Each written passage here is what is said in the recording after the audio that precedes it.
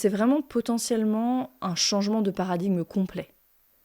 Ce qu'elle est en train de nous dire, en fait, c'est « je ne suis pas obligée d'aimer mes parents ». Pour moi, ça a été une énorme claque. Ça a été une énorme claque et cette libération, elle est nécessaire si on veut pouvoir aller vraiment à la rencontre de notre enfant intérieur, à la rencontre de toutes les parts de nous.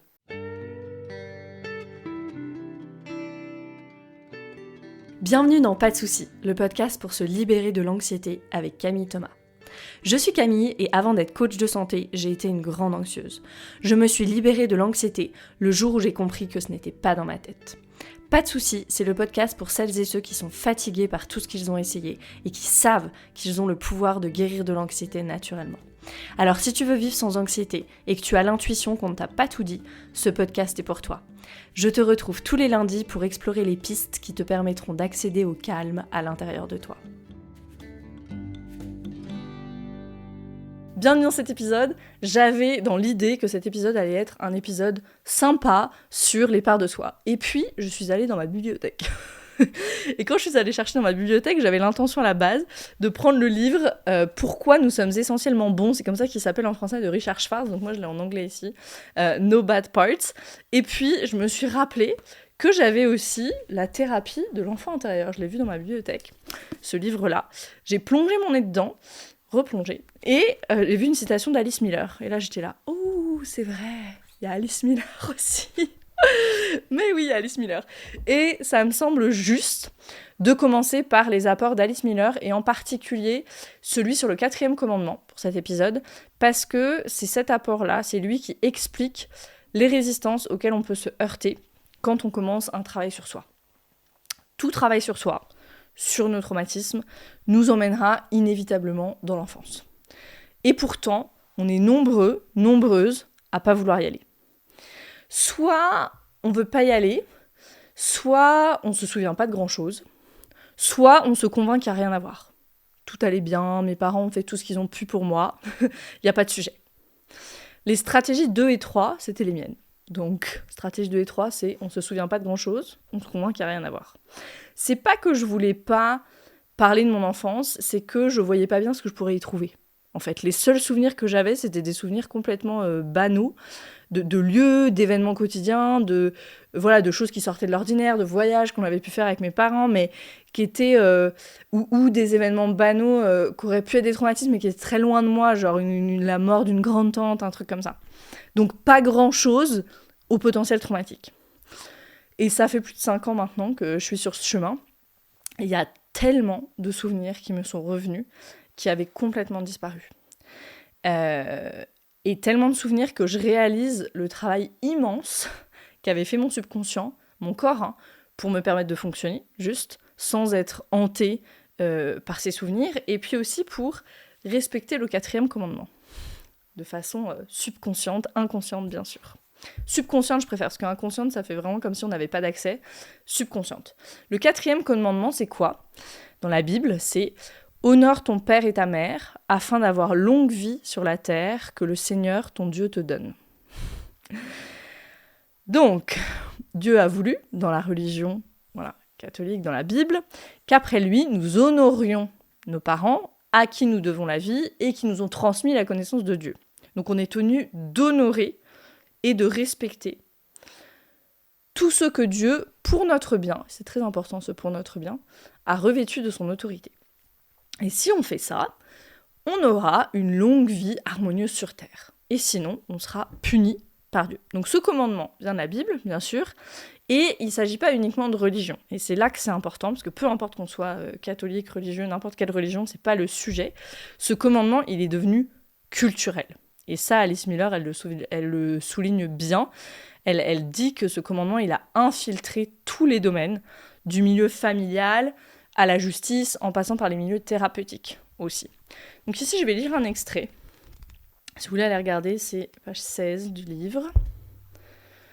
Donc Alice Miller, dans le passage, elle parle du thérapeute, justement. Et donc elle dit « Ce dont nous avons besoin, c'est d'un accompagnateur engagé, capable de partager notre horreur et notre indignation lorsque nos émotions nous feront découvrir ensemble nos souffrances de petit enfant.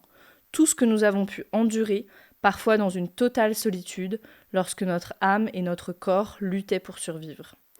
Nous avons besoin d'un pareil accompagnateur, que je nomme témoin lucide, pour rejoindre et assister cet enfant qui est en nous, pour nous faire déchiffrer notre langage corporel et répondre à nos besoins, au lieu de les ignorer, comme ce fut longtemps le cas, comme le firent autrefois nos parents. J'insiste sur ce point.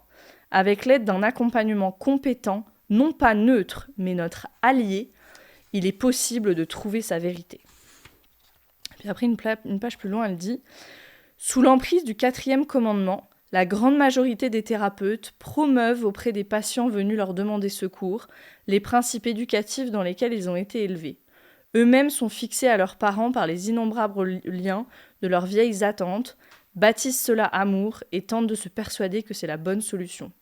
Ainsi, ils prêchent le pardon en affirmant qu'il conduira à la guérison et ne semblent pas s'apercevoir qu'il s'agit d'un piège dont ils sont prisonniers. Le pardon, en effet, n'a encore jamais guéri personne. » Et ça, c'est très important d'en avoir conscience. La résonance, la compassion qu'on pense pouvoir trouver pour notre enfant intérieur, avec l'aide d'un thérapeute et qu'on peut ne pas trouver, même dans un setting thérapeutique, c'est un obstacle à la guérison de ce qui a besoin d'être ressenti et libéré dans le corps. Donc Alice Miller, elle continue et elle dit « En fait, nous vivons depuis des millénaires sous l'emprise d'un commandement que jusqu'ici quasiment personne n'a remis en question, car il conforte l'attachement de l'enfant délaissé à ses parents. Nous nous comportons donc comme si nous étions encore des enfants qui n'ont pas le droit de remettre en question les ordres de papa et maman. Nous devrions pourtant, en adultes conscients, nous autoriser à formuler nos questions, même si nous savons combien dans le passé elles auraient choqué nos parents. » J'y vais doucement parce que ça, c'est juste l'introduction du livre d'Alice Miller. Ça remet beaucoup de choses en question. C'est intense. Donc je vais lire un dernier passage. Elle nous dit « J'ai tenté dans tous mes livres de montrer comment les méfaits de la pédagogie noire, lorsqu'ils ont marqué notre enfance, vont plus tard peser sur notre vie, affaiblir voire étouffer notre vitalité et la perception de notre identité, de nos sentiments et de nos besoins. La pédagogie noire, rappelons-le, produit des êtres disciplinés qui ne peuvent faire confiance qu'à leur masque, car ils ont vécu toute leur enfance dans la crainte d'une punition. Ils ont subi un dressage selon le principe « je t'élève ainsi pour ton bien, et si je te bats ou te torture par mes paroles, c'est uniquement dans ton intérêt. » Dans son roman « Être sans destin », un ouvrage devenu célèbre, l'écrivain hongrois Imre Kertész, j'imagine qu'on dit comme ça, prix Nobel de littérature, relate son arrivée à l'âge de 15 ans au camp d'extermination d'Auschwitz. Il décrit très précisément comment il a systématiquement essayé de trouver dans ces atrocités quelque chose de positif et de bénéfique afin de ne pas être submergé par la peur. Tout enfant maltraité doit sans doute adopter ce genre d'attitude pour survivre. Il tronque ses perceptions et tente de voir un bienfait dans ce qui, pour un regard extérieur, est manifestement un crime.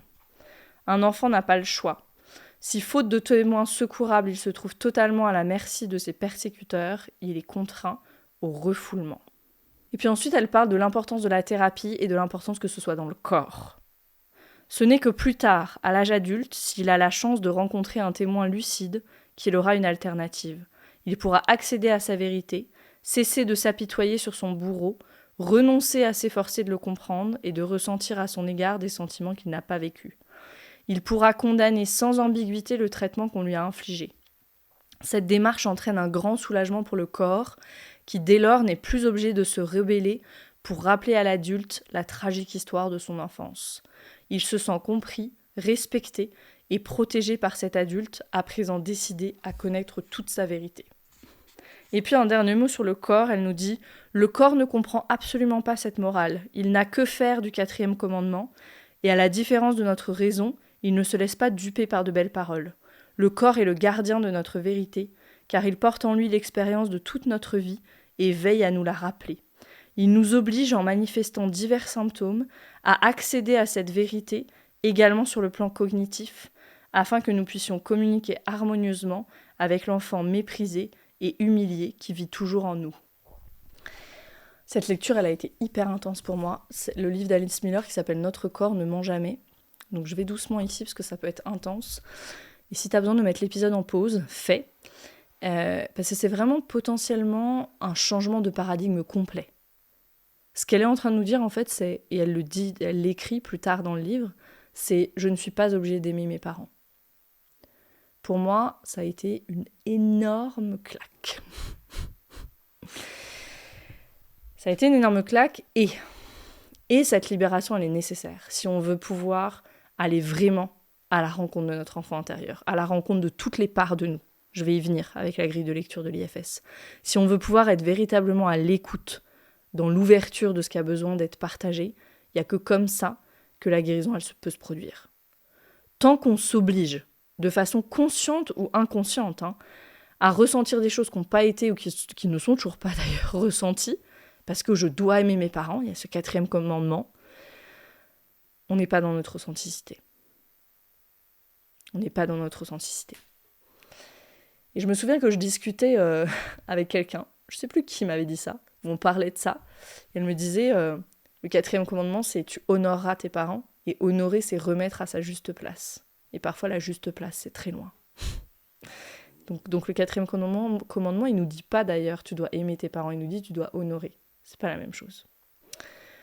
Et donc, ce que je disais, tant qu'on s'oblige à ressentir de façon consciente ou inconsciente des choses qu'on n'a pas ressenties à l'époque et qu'on ressent peut-être toujours pas aujourd'hui, on n'est pas dans notre authenticité. Ce mot-là, il est clé. On est encore et toujours dans cette dynamique dont parle Gabor Maté, du sacrifice de notre authenticité au profit de l'attachement. Ici, de l'attachement avec nos parents, c'est toujours le cas, des personnes en tout cas qui se sont occupées de nous, qui ont fait figure de parents, si c'est pas nos parents biologiques. Et l'attachement, encore une fois, l'enfant doit le conserver à tout prix pour survivre. Il y a cette sagesse à l'intérieur de l'enfant, il le sait, que sans ses parents, il va pas pouvoir survivre. Mais une fois adulte, on doit pouvoir relâcher ça. Et la guérison, elle passe par la reconquête de notre authenticité. Le travail avec ce qu'on appelle notre enfant intérieur, c'est ça. C'est pas juste regarder les dessins animés qu'on aimait bien quand on était petit, c'est pas juste faire des coloriages ou des mandalas, parce qu'aujourd'hui on fait des mandalas, jouer à des jeux de société, tout ça c'est super. Et ça revient naturellement en fait, quand on renoue avec la vitalité qui vient de la guérison de ces parts jeunes de nous. Ces activités, ça devient des élans de vie, plutôt que des choses un peu artificielles qu'on nous a proposées dans tel ou tel programme ou qu'on a vu sur telle et telle vidéo sur les réseaux sociaux qui nous proposent de travailler avec notre enfant intérieur. Et parfois, c'est pas très confortable ce travail. Je me souviens, quand j'ai commencé le travail sur moi, vraiment au niveau du système nerveux, je parle pas juste de développement personnel, à lire des choses qui n'étaient pas du tout incarnées. Je me souviens que dès que j'ai commencé à faire à ce niveau-là, dès que j'arrivais à ralentir assez pour me connecter vraiment à moi, je me mettais à pleurer. Et vraiment des grosses sanglots d'enfant, comme s'il y avait une fontaine, mais intarissable à l'intérieur de moi. Et je me disais que ça allait jamais s'arrêter. Ça a duré des mois. Et plus j'étais en contact ensuite avec les parts de moi, plus ça s'est apaisé. Cet enfant intérieur, en fait, c'est parts, ce qu'on appelle en IFS les parts exilées, ces parts très jeunes de moi, en fait, c'est cette sensation qu'elles étaient comme sous la surface. Et mes parts protectrices, elles faisaient ce qu'elles pouvaient pour me garder en mouvement, pour surtout pas que j'aille connecter à l'intérieur, que je sois pas en contact avec ça. Et dès que je l'étais, hop, elles émergeaient. Je vais revenir sur les parts après. Dans le livre La thérapie de l'enfant intérieur, alors j'étais persuadée que j'ai noté dans mes notes le chapitre 8, mais c'est pas le chapitre 8, donc il y a un chapitre qui commence avec cette citation de Paulo Coelho, donc je me le suis reportée sur mes notes, donc je vais vous la lire. Cette citation c'est « Nous devons écouter l'enfant que nous étions autrefois, l'enfant qui existe à l'intérieur de nous. Cet enfant comprend les moments magiques, nous pouvons étouffer ses cris, mais nous ne pouvons pas faire taire sa voix. » Cette dernière phrase, elle est exceptionnelle. Nous pouvons étouffer ses cris, mais nous ne pouvons pas faire taire sa voix. Et puis dans ce chapitre 8, donc, sont évoquées assez rapidement dans ce livre-là, mais sont évoquées les parts protectrices. Ici, je vais m'appesantir sur les parts parce que je veux amener la lunette de l'IFS. L'IFS, c'est Internal Family Systems. C'est la thérapie créée et proposée par Richard Schwartz. J'avais fait un épisode sur le travail avec les parts, c'est l'épisode 26 du podcast, donc si tu veux aller écouter pour avoir un peu comme les bases, des fondations là-dessus, va écouter cet épisode. Moi, j'ai été d'abord suivie et puis je me suis formée à l'IFS et c'est vraiment une modalité qui m'a changé la vie. Je crois que ce que j'aime par-dessus tout dans l'IFS et ce qui est déjà guérisseur en soi, sans même presque avoir commencé le travail, sans même avoir fait aucune séance d'IFS, c'est le postulat de base de l'IFS. Et le postulat de base, c'est toutes les parts sont les bienvenues. Même nos parts les plus protectrices, les plus extrêmes, les plus violentes, les plus jalouses, les plus critiques, toutes nos parts sont les bienvenues. Et quand on veut travailler avec des épisodes de l'enfance, ça c'est crucial. Un enfant qui a été abusé en tant qu'adulte, c'est complètement normal qu'une fois qu'il sort de l'effondrement, il ressente de la colère, il ressente peut-être même de la rage, des envies de vengeance, qu'il y ait de la violence qui sortent parce que toutes ces réponses défensives qui n'ont pas pu se produire, elles étaient bien là dans le corps, elles étaient coincées dans son système nerveux. Et donc la posture du thérapeute et la posture qu'on peut avoir avec soi-même envers ses propres parts, qu'elles soient toutes les bienvenues, c'est fondamental ici. Sinon, on repart illico dans la répression de nos réponses défensives, de nos instincts de survie, de l'intuition que ce qui se passe n'est pas OK. De ce qu'on a fait dès le début, c'est-à-dire sacrifier notre authenticité au profit de l'attachement, parce qu'à ce moment-là, c'était plus important. On repart dans cette répression.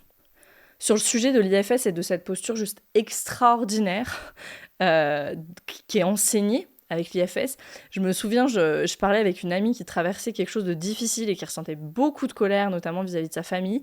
Et elle me dit, on en parle, qu'elle est suivie par quelqu'un, et tout ça. Elle me dit, moi, ma thérapeute, elle est incroyable. J'ai jamais vu quelqu'un qui m'accueille comme ça dans tout ce que je suis, avec les idées vraiment pas cool que j'ai vis-à-vis de ma famille.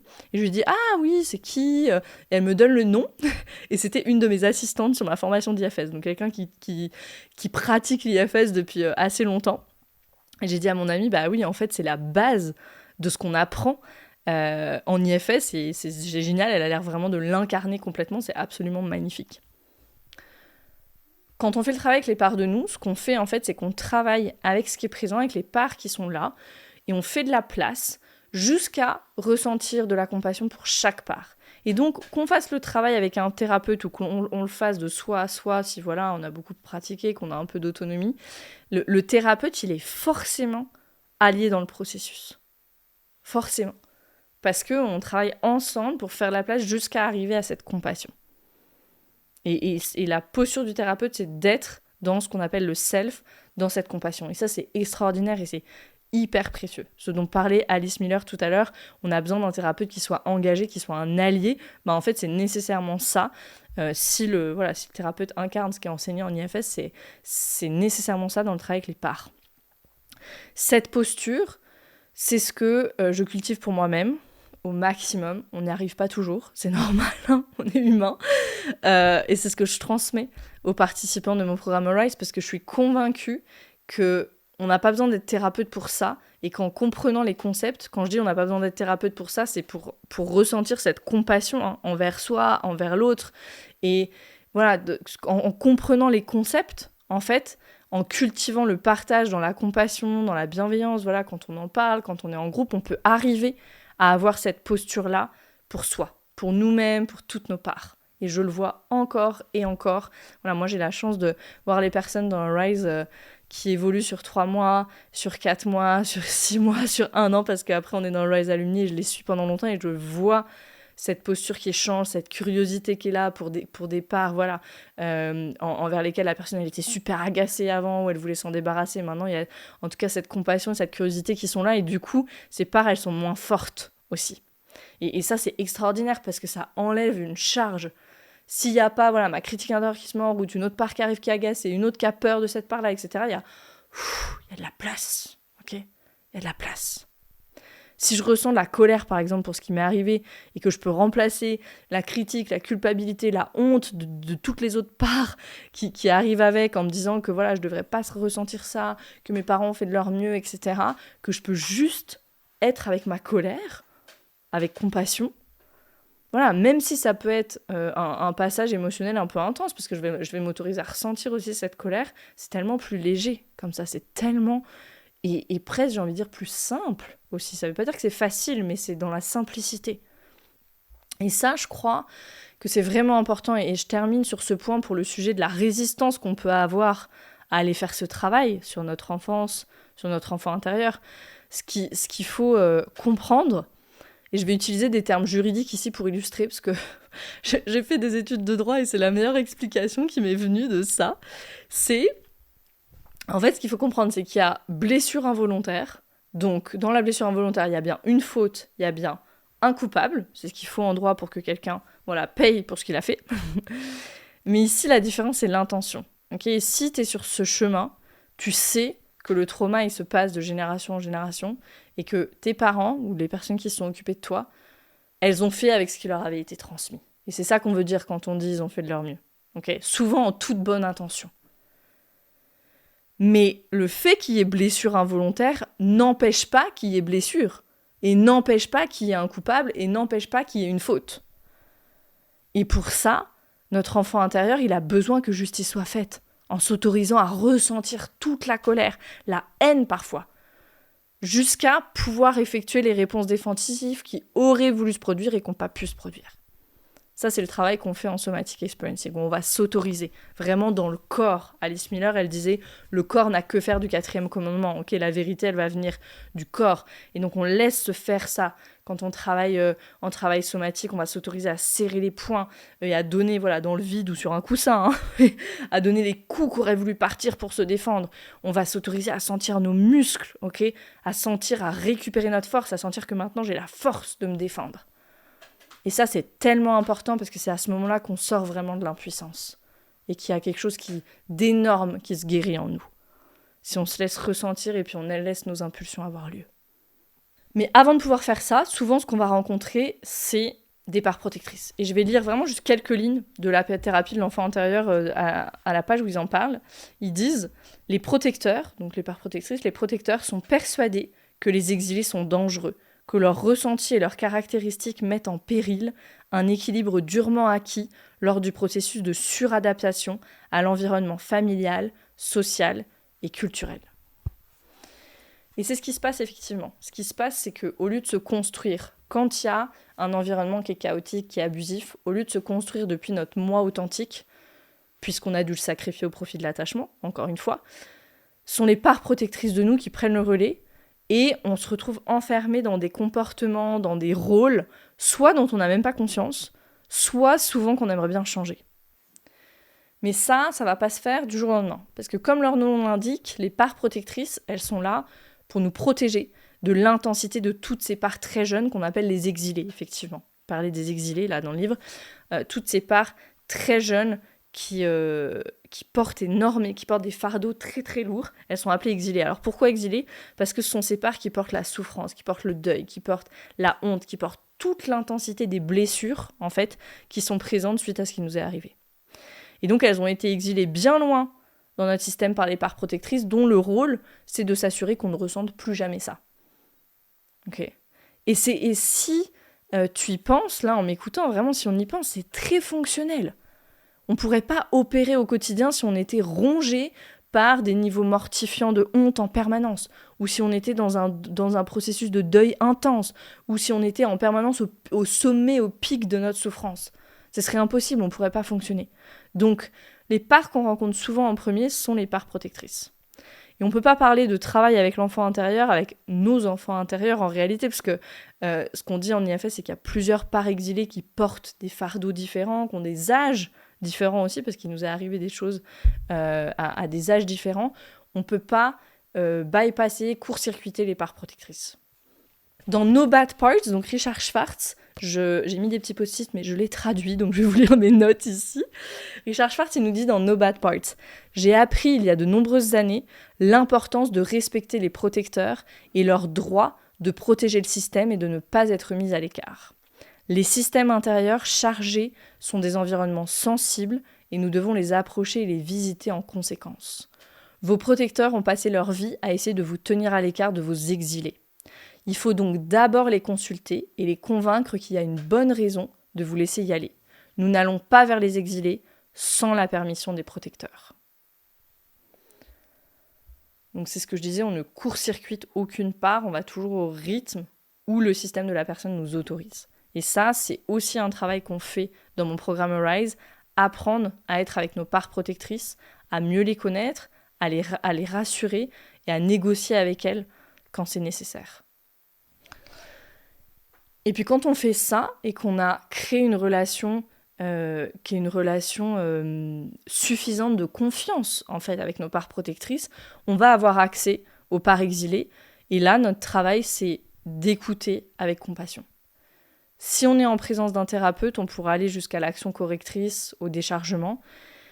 Et si on n'est pas avec un thérapeute, il y a déjà énormément de soulagement qui vient du fait de pouvoir se mettre à l'écoute, de pouvoir créer ce contact entre nos parts et notre moi authentique, ce qu'on appelle le self en IFS, le soi. Dans No Bad Parts, Richard Schwartz explique ce qu'est le self et ce que le self n'est pas aussi. Et il nous dit, dans les premiers temps du développement de l'IFS, j'ai constaté que lorsque je guidais mes clients dans ces exercices et que leur part s'ouvrait à l'intérieur, ils se transformaient spontanément en self. C'était comme si la même personne émergeait chez différents clients. Alors j'ai commencé à cataloguer les qualités qu'ils manifestaient. Et c'est ainsi que j'ai dressé la liste suivante. Curiosité, compassion, clarté, connexion, créativité, courage, confiance et calme. Et il continue, il nous explique là les 8 C, c'est ce qu'on appelle les 8 C en IFS. Et il nous dit, bien qu'il n'y ait pas d'ordre séquentiel dans ces C, je trouve que la première qualité à se révéler est souvent la curiosité. La compassion, en tant qu'aspect spontané du self, m'a époustouflée, car j'avais toujours supposé et appris que la compassion était quelque chose que l'on devait développer. Il y a cette idée, en particulier dans certains cercles spirituels, qu'il faut développer le muscle de la compassion au fil du temps, parce qu'elle n'est pas inhérente. Là encore, il s'agit d'une vision négative de la nature humaine. Pour être clair, ce que j'entends par compassion, c'est la capacité d'être en soi, donc à l'intérieur de soi, avec quelqu'un lorsqu'il souffre vraiment et de compatir mais sans se laisser submerger par la douleur. Vous ne pouvez le faire que si vous l'avez fait avec vous-même. C'est-à-dire que si vous pouvez être avec vos propres exilés, sans vous amalgamer et sans être submergé par eux, mais en leur montrant de la compassion, en les aidant, alors vous pouvez faire la même chose avec quelqu'un qui souffre, qui est assis en face de vous. C'est ce qu'on se propose de faire avec notre enfant intérieur. Et voilà pourquoi, pour moi, l'IFS, c'est vraiment une des meilleures modalités pour ça, parce qu'elle a en son cœur, ce que je disais au début, ce postulat de base, elle a en son cœur la compassion, la curiosité, la clarté, qui permettront d'être véritablement là pour toutes les parts de nous et pour toutes les parts jeunes de nous, ces fameuses exilées. Et il ne faut pas oublier qu'une grande partie de ce travail se passe dans le corps. D'ailleurs, c'est fabuleux quand on commence à faire le lien entre des sensations, des ressentis et certaines parts de nous. C'est vraiment comme si on commençait à décrypter des hiéroglyphes, quelque chose qui était mystérieux pour nous et qui jusque-là devient clair et compréhensible. Un exemple de ça, moi j'avais toujours des frissons, je l'ai partagé souvent dans Rise, j'avais souvent des frissons dans le haut de la colonne vertébrale et je savais juste pas ce que c'était. Et j'ai pu connecter ça très très clairement en faisant ce travail avec la honte, avec une part de moi qui avait honte. Et ça me faisait des frissons dans le haut de la colonne vertébrale. Voilà, pour quelqu'un d'autre, ce sera une autre sensation, pour quelqu'un d'autre, ce sera une image. Voilà, mais quand on commence à pouvoir faire des liens comme ça, il y a une connaissance de notre système qui s'installe, qui est juste extraordinaire. Et ce lien avec le corps, Alice Miller, elle le rappelle très bien en introduction de son livre, rien que dans le titre, le titre c'est « Le corps ne ment jamais ». Et dans l'introduction, elle évoque, sans la nommer, mais elle évoque l'ACE Study, qui est la plus grande étude jamais réalisée sur le lien entre l'adversité dans l'enfance et les maladies plus tard dans la vie. Si tu l'as pas encore écouté, va écouter l'épisode 57 du podcast dans ma série sur la biologie du trauma. Je raconte tout le déroulé, les découvertes de cette étude. C'est passionnant et c'est vraiment une fondation, c'est fondationnel parce que c'est depuis cette étude, en fait, personne ne peut plus nier le lien entre le corps et l'esprit, entre les maux psychiques et les maux physiques, entre les traumatismes et les problèmes de santé. Cette étude, elle a montré, en fait, sur un échantillon de 17 000 personnes, je peux pas m'empêcher de le dire parce que c'est juste incroyable. Donc si tu as déjà écouté l'épisode 57, ça fera un rappel. Donc cette étude, elle a montré sur un échantillon de 17 000 personnes, donc c'est pas juste un petit échantillon d'un groupe contrôle de 12. En fait, elle a montré ce que disaient les écrits millénaires de médecine comme l'Ayurveda, comme la médecine chinoise. On n'a pas un moi Et un corps, on a... le corps, c'est un aspect du moi. Et en fait, cette étude, elle a vraiment prouvé ça, en prouvant le lien entre l'adversité dans l'enfance et des maladies plus tard dans la vie. C'est pas comme si mon moi peut vivre tout ça et puis il y a mon corps sur le côté et puis mon corps il est indemne. Non, mon corps ça fait partie de mon moi. Et c'est pour ça que le corps, on ne peut jamais le laisser de côté dans un parcours thérapeutique. Parce que sinon, c'est même pas que ce qu'on fait est incomplet. Souvent on dit ça, du coup on travaille pas avec l'ensemble, c'est pas complet. C'est même pas ça. C'est qu'on a de grandes chances de faire carrément fausse route. Et c'est intéressant parce que dans ma pratique de breathwork, qui est une pratique uniquement dans le corps, pour le coup, uniquement avec la respiration, très souvent, il y a des personnes qui rapportent avoir rencontré leur enfant intérieur. Très, très, très souvent, à chaque séance. Parce que tout ce qui est de l'ordre de la mémoire implicite, de ce qu'il nous a fallu oublier, nier, tout ce dont on a dû se couper, n'a pas disparu. Ça a juste plongé dans les profondeurs de notre subconscient. Et le subconscient, comme le dit Candace Pert, c'est une des premières femmes dans les années 70 à avoir montré le lien entre les émotions et les effets des émotions sur le corps. Elle a écrit un livre qui s'appelle Molecules of Emotions. Et après, elle a écrit un deuxième livre qui s'appelle Notre subconscient et notre corps. Okay. Donc, comme elle le dit, ça a donc plongé tout ce dont on a dû se couper, dans les profondeurs de notre subconscient. Et notre subconscient, il est où ? Il est dans le corps. Une citation aussi qu'il y a dans ce livre, une citation de Martin Heidegger, que je trouve tellement adéquate. Martin Heidegger, il dit « Jamais nous n'avons eu autant de connaissances sur l'homme et jamais nous n'avons su aussi peu ce que c'est que d'être humain. » Jamais on a eu autant de connaissances sur l'homme et jamais on a su aussi peu ce que c'est que d'être humain. Et je le dis souvent que le travail avec le système nerveux, pour moi, c'est réapprendre à être humain. C'est la proposition de ce podcast, c'est l'invitation de mon programme Rise, de mes séances de breathwork, de tout ce que je fais au sein de ma communauté 360 Essentiels aussi, avec doTERRA, dans laquelle je vois les personnes se transformer, retrouver leur ambition, leur rêve d'enfant aussi qui avait été oublié ou abandonné en chemin parce que voilà, life happens et puis une obligation après une obligation après une obligation. Tous ces rêves d'enfant, ils avaient été mis un peu dans un tiroir. Et puis là, il y a ça peut être un chemin thérapeutique, ça peut être une nouvelle activité, ça peut être une nouvelle source de revenus aussi, parce que ça va nous permettre de faire plusieurs choses ou de donner vie à des choses qu'on avait mis de côté, peut-être faute de moyens aussi, c'est possible. Il y a tout ça qui peut remonter à la surface et c'est tellement beau quand c'est le cas. J'ai envie de terminer sur ces vers de Victor Hugo, c'est les premiers vers de son poème qui s'appelle « Quand l'enfant paraît ». Lorsque l'enfant paraît, le cercle de famille applaudit à grands cris. Son doux regard qui brille fait briller tous les yeux.